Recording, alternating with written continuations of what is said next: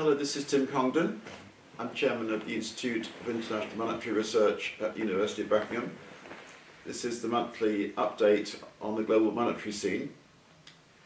I want to talk this time about the Eurozone.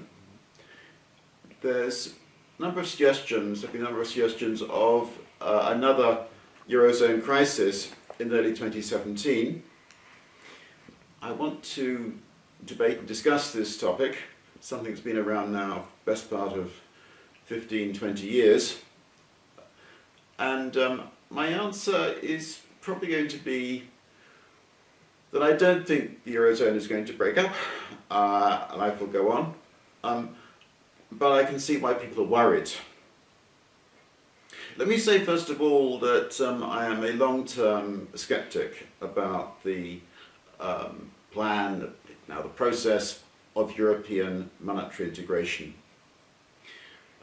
Back in the early 1990s, I pointed out a number of difficulties with trying to have a single currency for a number of separate sovereign governments.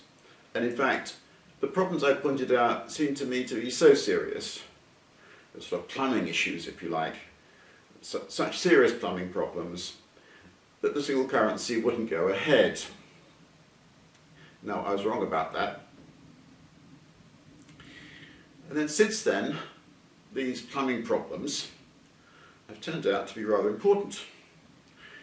The way I describe it is that what the architects of the Eurozone were doing was designing a structure and caring above all about the facade, about the appearance, and not checking about whether it's really going to work, not worrying about those plumbing issues. And what's been going on since 1999, when the new currency came in, is that the plumbing issues, things were okay in the first 5, 6, 7 years of the single currency. And then since then, the plumbing has started to go wrong and there's a bit of a smell. And the architects of this structure, quite amazing geopolitical structure they've put together, have tried to put the pipes in after the event, and it's a mess. And it still is a mess now in early 2017. I have to confess that over that period now of getting on for 18 years, I've been on many occasions asked about, when is the Eurozone going to break up? And I said, I'm not quite sure, but probably the next 2 or 3 years. That's been going on now, as I said, for about 18 years. So, having gone through all of that, you might say, what am I doing talking about this when I've been wrong so many times? Well, I've been right about many of the things that have indeed gone wrong, and they still are serious issues in public policy in the Eurozone at the moment. I want to illustrate what I want to say. I want to think about the period since November 2011, when Mario Draghi became president of the European Central Bank. When he, at the very start, he was facing really an existential problem. I said at the start that I was a great skeptic right from the word go about this whole project, and I didn't think it was going to happen. And this question of will it survive, can it continue, is it a sensible idea, and so on, all these questions have just remained live all through the whole process. Anyway, in late 2011, there were 2 particular worries about the Eurozone. The first was that the banks in the Eurozone periphery, the so-called PIGS, Portugal, Ireland, Greece, Spain, Italy, the Eurozone periphery, Club Med, were having difficulty in funding their assets. And there was a question about what the European Central Bank should do so that these banks could remain in business.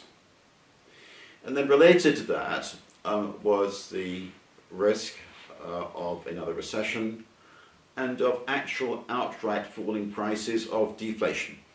Okay, obviously the single currency was set up to defeat inflation, but it wasn't supposed to cause falling prices, and this was something that was a big problem at that time.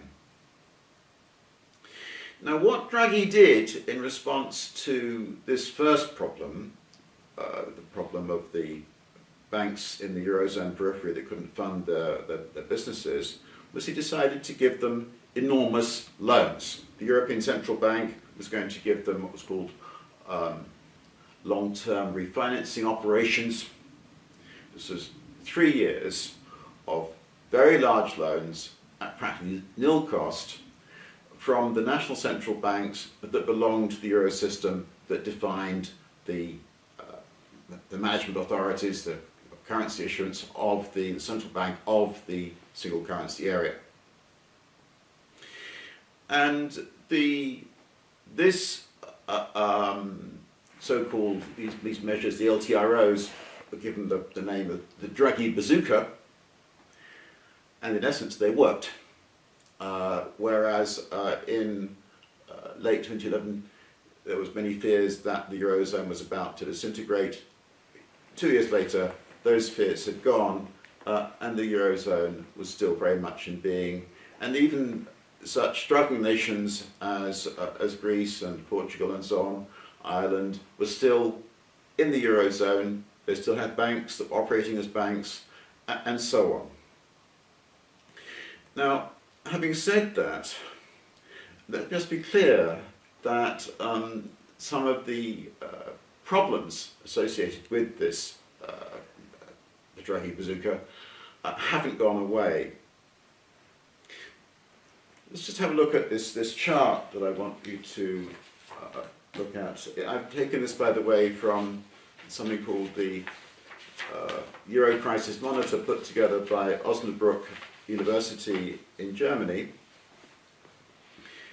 And this shows you the what's called target 2 balances of the different nations' banking systems. It's rather complicated. Essentially, think about the banks in Italy, say. They could fund their assets from deposits in Italy, or from borrowings from other banks in Italy, or from borrowings from banks outside Italy. And then suppose those banks outside Italy say, sorry, no more, the line's being cut off, you haven't got our support anymore. Then those Italian banks have to go to the national central bank, Bank d'Italia. Bank d'Italia then provides them finance, but this actually is a loan. It's indebtedness of the Bank d'Italia from other central banks inside the European system. And what these balances show you is the indebtedness of the entire banking systems of some countries to those of others. And what you can see from this chart is this light blue line at the top, which is the overall creditor position of the German banking system. German banking system, of course, under the central bank, Bundesbank, champion of financial stability in Europe in the last few decades. Now you can see that back at the end of 2011, the German banks had a huge credit position. Draghi bazooka came in, creditor position fell. The banks and the rest of the Eurozone tidying up their balance sheets and so on, and so things seem to be getting better. But let's then take this on to today. And these are the latest figures, again from the Osnabrück Euro Crisis Monitor. You can see we're back up to where we were in terms of big German creditor position, back to where we were in late 2011. And the two, at the moment, the two big debtor countries are Italy and Spain. These are not small countries, these are quite important countries. They're not just Greece and Ireland, which are relatively small countries. They're important countries. Now, if you have a big run on the banks in Italy and Spain, like the Northern Rock run in Britain in September 2007, that then forces the banks again to go to the central bank And that then pushes those lines at the bottom further downwards, and then there's something similar up the top, which is the German creditor position. Obviously, 2017, we've got some elections coming up. We've got the French presidential election, we've got possibly election in Italy, and there are fears that populist governments can come to power that are opposed to the single European currency project altogether, and so on. My feeling about this is that we need to ask ourselves, which countries win and which countries lose from this structure. And although you might think from looking at this chart that Germany is the big winner, it isn't. Because these balances, the creditor balances of German banks in this system against the debtor balances of the Italian, Spanish, Greek banks in this system, pay no interest.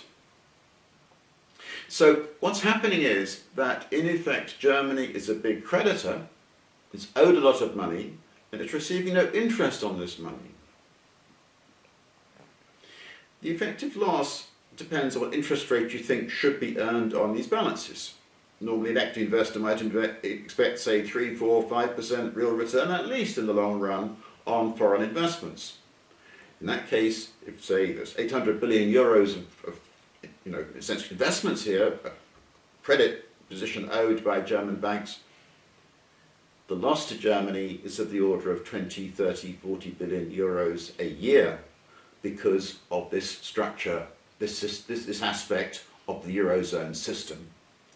And to me, the big worry here is not that Spain, Italy, and so on, in some sense, might want to leave this arrangement. It's actually that Germany will say, we've had enough.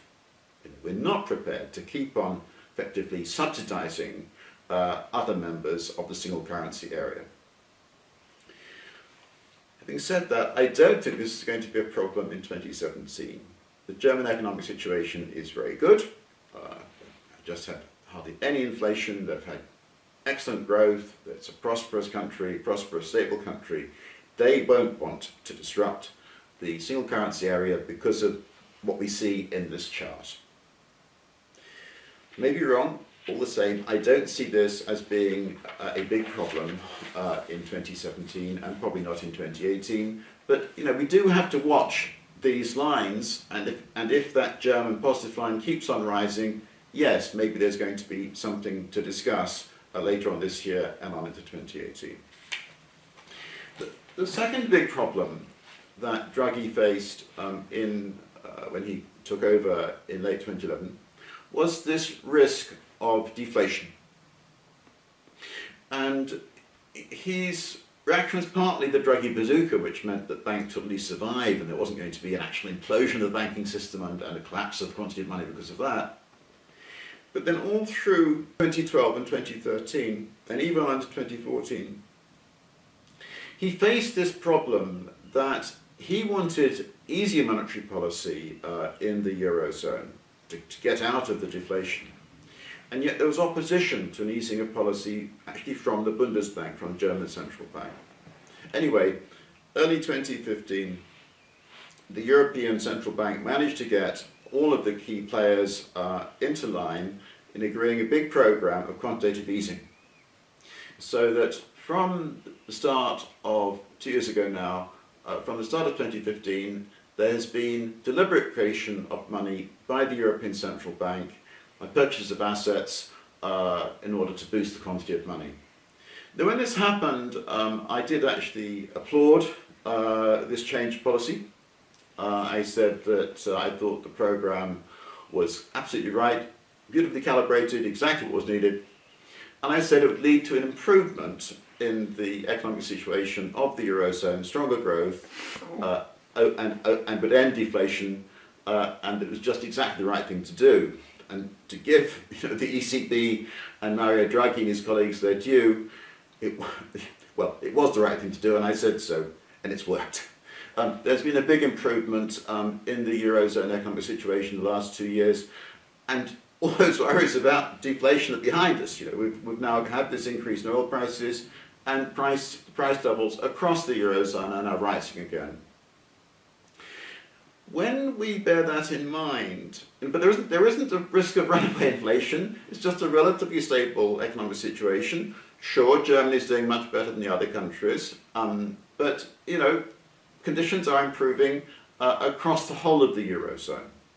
Not perfect, not wonderful, no longer a boom as there used to be in continental Europe through the 50s and 60s and 70s. It's not that anymore, but still things are okay. So when we bear that in mind, you know, why would any of these nations in Europe, in the Eurozone, why would they want to disrupt it and destroy it? And at this stage, when they've gone through, you know, over 15 years now of having this currency, I don't think it's very likely. There we are. There's more to say. I think I will, at that point, move on quickly to other countries. There isn't a lot to say that one's got to get worried about. Essentially, there's rather slow money growth in the USA recently. Elsewhere, things are very stable, quite okay. I would expect that 2017 will be a good year for the world economy. Not a boom, not a bust, just a steady, okay year. And as I said, I don't expect there to be a great bust up in the Eurozone. Thank you very much.